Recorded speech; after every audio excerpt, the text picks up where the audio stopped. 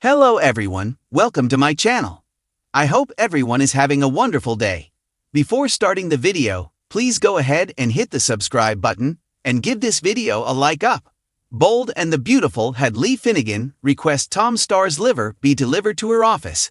But she did it with such ease that you would think it was a mundane task, like ordering a cup of coffee on the CBS soap.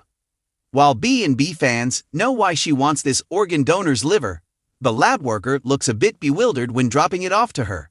So it seems Lee is about to test Tom's DNA in another paternity test.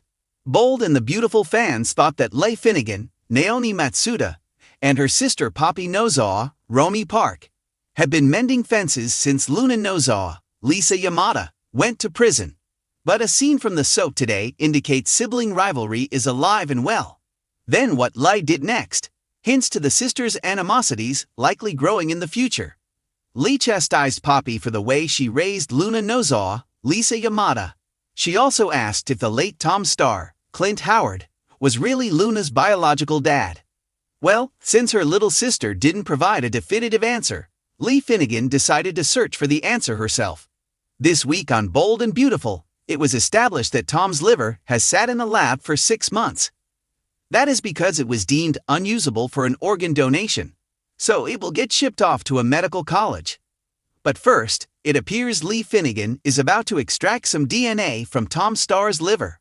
Bold and the Beautiful spoilers give us a peek with a preview clip of Lee going ballistic on Poppy. From what Lee says, it sounds like Tom is not Luna's father. Poppy's demeanor when Lee asked her if she was sure Tom was the father seemed to give it away on Monday's episode. Poppy was uncomfortable and cut off her sister without an answer. Then in the preview, Lee is furious that Poppy had an affair with her husband, Jack Finnegan, Ted King. Then Lee wants to know if Jack is her daughter's father. The clip stopped before Poppy answered that question. But it seems Lee Finnegan found out that Poppy Nozawa slept with Jack around the same time she became pregnant with Luna. But Poppy was with a few men, according to Lee. Bill Spencer, Don Diamond, happens to be one of those men who fit the timeline for Poppy's pregnancy 2 decades ago. Bold and the Beautiful made that clear a while back. Bold and the Beautiful fans have several theories on who spawned Luna Nozawa. Because of the latest preview clip, some think it is Jack. But others suggest Finn, Tanner Novlin, is still in the running. If so, it sure would be a way to mess up his marriage. Despite it happening 20-some-odd years ago, Finn's marriage probably wouldn't last if he spawned the wayward intern. But some fans still think Bill Spencer is her father. Many also think he knows it but keeps it a secret. They suggest Bill had his own DNA test done after learning Luna faked the results of the original test administered by Lee Finnegan. And they assume he knows she is his daughter, and that is why he rescued her from jail. But the Bold and the Beautiful preview clip has Lee Finnegan looking pretty convinced that Jack fathered Luna Nozawa. But this is B&B, and often things look one way, but turn out another way on this CS soap. Lee Finnegan walked into the bustling coffee shop, her sharp heels clicking against the polished floor. Her tailored navy suit commanded attention, her air of confidence palpable. But this was no ordinary coffee run. Today, she wasn't here for a latte. She was here to change the course of a life, and perhaps save one. Thomas Forrester sat by the window, nursing a cappuccino as sunlight painted soft golden streaks across his face. His usually animated demeanor seemed subdued, his dark eyes lost in thought. Lee's entrance snapped him out of his reverie. He looked up, startled, as she made a beeline for his table. "Lee," Thomas greeted, masking his surprise with a warm smile. "This is a pleasant surprise. What brings you here?" Lee wasted no time, her expression firm but not unkind. "Thomas, I need your liver." The words hung in the air like an unexpected plot twist in one of Steffi's marketing pitches. Thomas blinked, momentarily stunned. "I beg your pardon," he managed, leaning back in his chair. Lee placed her designer handbag on the chair opposite him and sat down gracefully. "I'm not here to mince words, Thomas. It's about Finn. His liver is failing, and he needs a transplant. You're a match." Thomas's mouth opened, then closed as if he were trying to process an offer he'd never anticipated. How do you even know I'm a match?"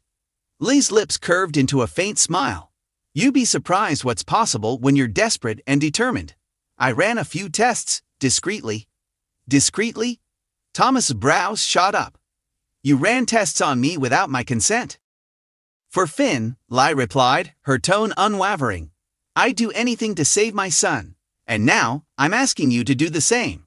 Thomas leaned forward, his voice dropping to a whisper. Lai, you can't just approach someone and ask for their liver like you're ordering a macchiato. This is my body we're talking about. And it's my son's life we're talking about, she countered, her voice steady, but with an undercurrent of emotion. You know Finn. You know how much he means to Steffi, to his kids, to everyone who loves him. I'm not asking for the moon, Thomas. Just a piece of you that can grow back.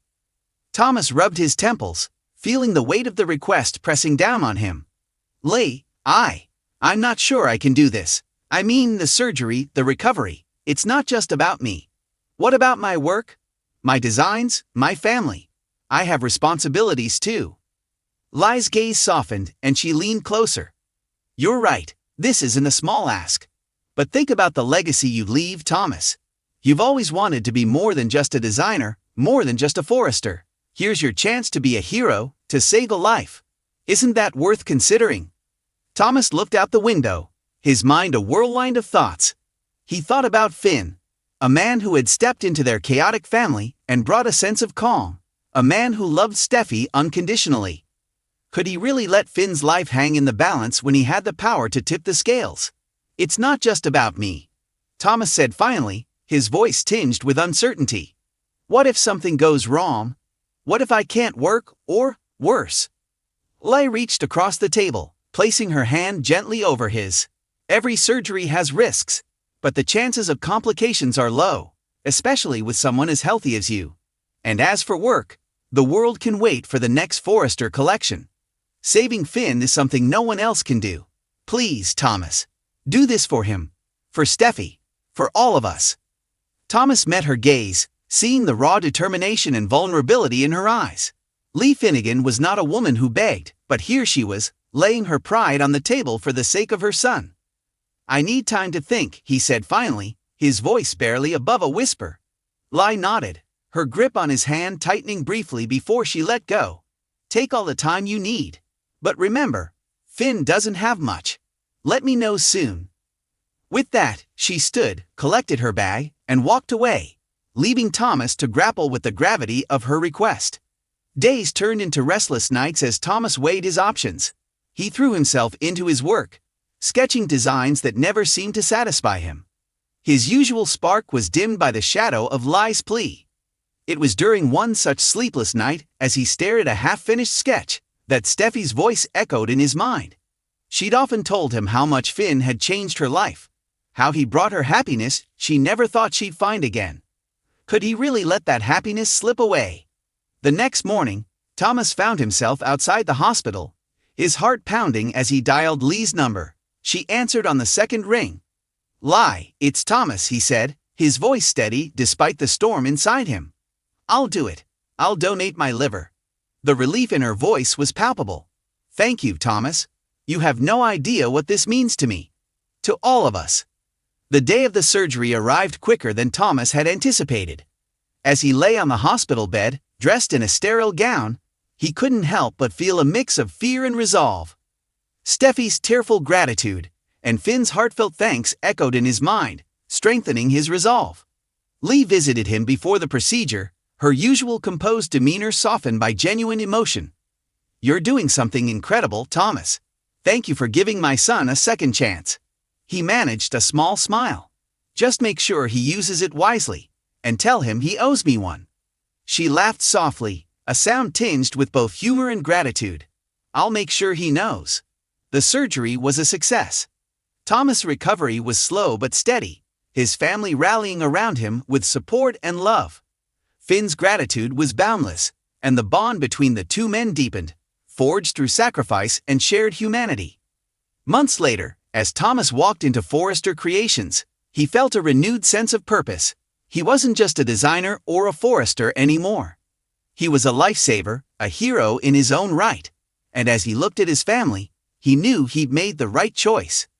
Lai's words echoed in his mind. You've always wanted to be more than you are. And now he was. Bold and beautiful inside and out. Thanks for watching this video. Please subscribe to our YouTube channel and stay with us.